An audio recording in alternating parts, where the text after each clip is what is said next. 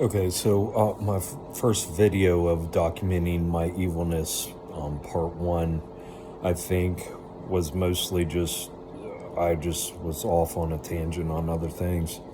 But going back, I think the biggest thing that it would start with is my abuse of, my bullying of my brother, my little brother. And it happened.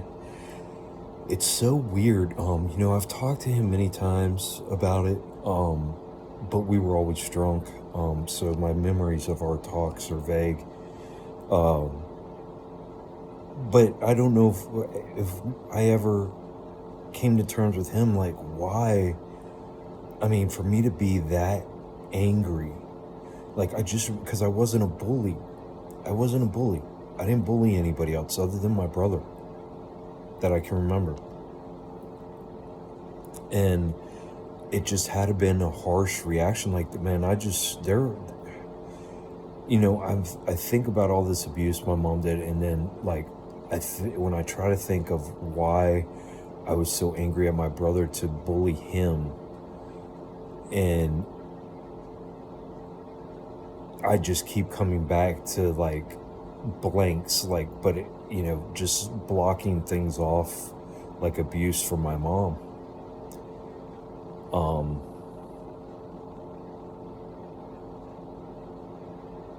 and I don't think it was for that long. I don't, it was certain time periods, and again, there was so much going on at that time. Um, and there was also a time period between 14 and 16 where I was running around with this pastor's kid, and we were stealing from 7-Eleven and breaking into cars, and how did some little house stuffs, just stupid shit, little petty shit. Um, but none of that ever got found out until after I left, and then supposedly it all got blamed on me. So I'm just saying, I was like the scapegoat for everything because I left. I took off out of here, and I always moved on with my life, and I guess everybody just used me as their excuse and their scapegoat for everything. Um, but yeah, so I did that, and then when I moved out, I was stealing. I was stealing from stores,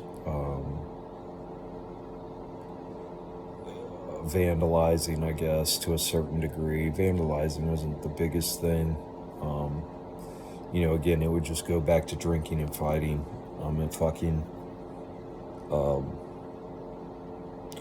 but yeah, stealing up until military, and then that went away. And I mean, bad. It just just lashing out as a drunk, I guess. You know, I left my son at home alone when he was 7. My young son, and I had to go through court and parental classes and all that, and learn how to be a parent, and um, yes, that and that was what, 6 years ago, I guess, 7 years ago. How old was he? 7. Yeah, 7 years ago. His birthday's this week coming up. Um, so I made mistakes, but really bad shit, other than what I've been painted as. And I've been painted as a drug addict. Like I said, I never had a drug addiction, because it was alcohol. I realized that that drugs were way too much money and involved way too much time, and I had kids, and alcohol was easy. So yes, I've done just about everything. I haven't injected anything, but pretty much done everything else. But I'm not addicted to anything. I smoke weed. Been sober for almost 2 years. Quit smoking cigarettes a year and a half ago. Have a sugar addiction now.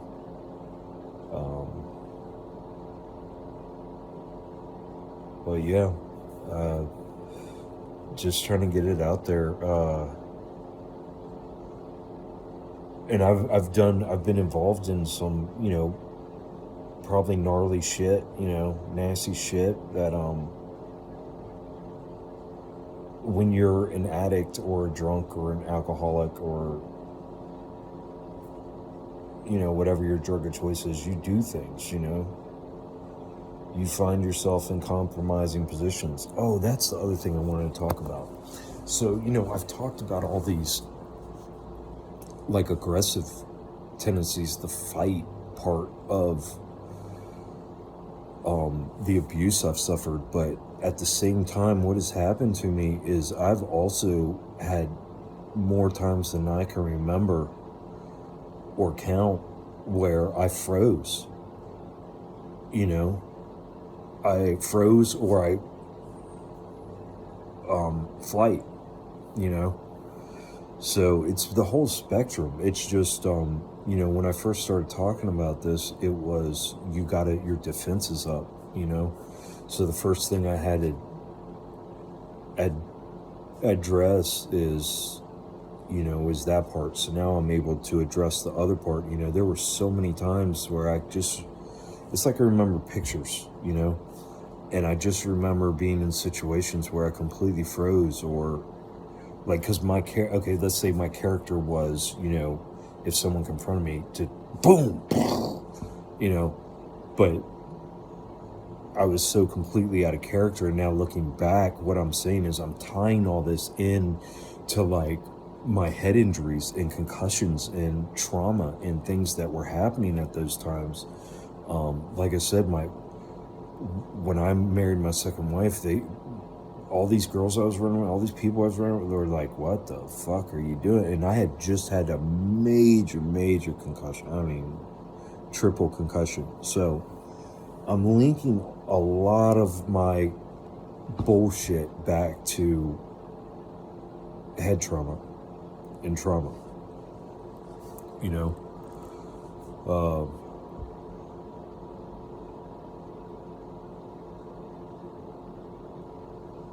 Yeah.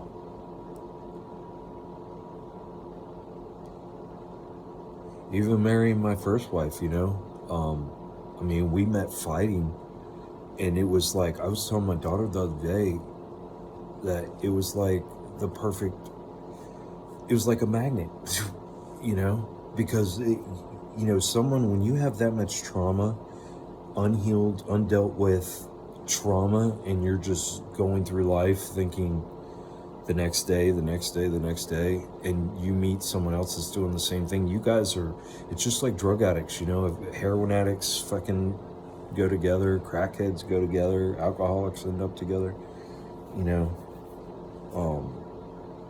Yeah, but that's how it was with her mom. It was a trauma-based relationship. I always said I loved her mom, but now I'm sitting here going, you know, this was just trauma-based relationship. This is like two birds of a feather flock together. That's all it was, you know.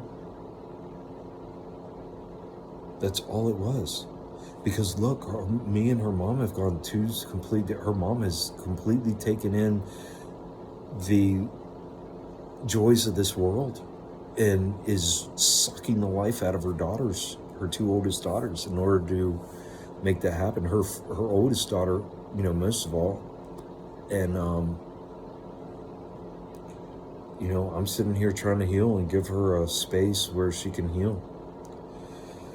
So,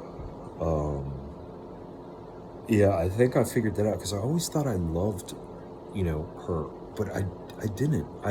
That's what I'm saying. Like, our idea of love is so fucking wrong, dude. That was literally a trauma-based attraction, and it's natural. It's going to happen, you know. It's not love. It's not love.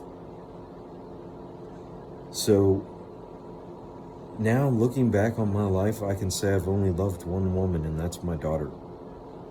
Like, true love, you know, that I can say is true love, because I'm seeing what love is now, you know.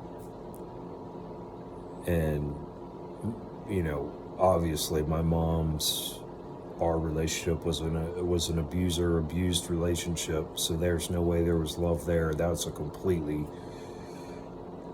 toxic example of love.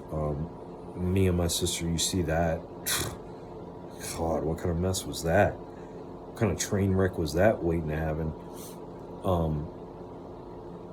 Me and my first wife, that was trauma based. Me and my second wife, that was major head trauma, and getting older, you know, at the same time. And then her being, you know, her being her.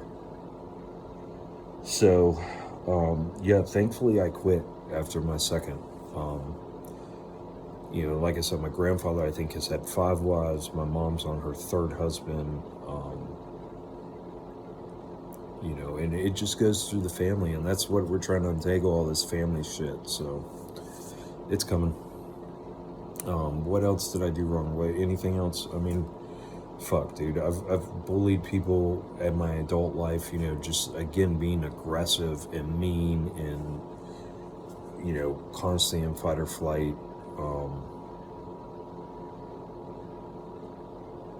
But yeah, I don't know. That's where I'm at.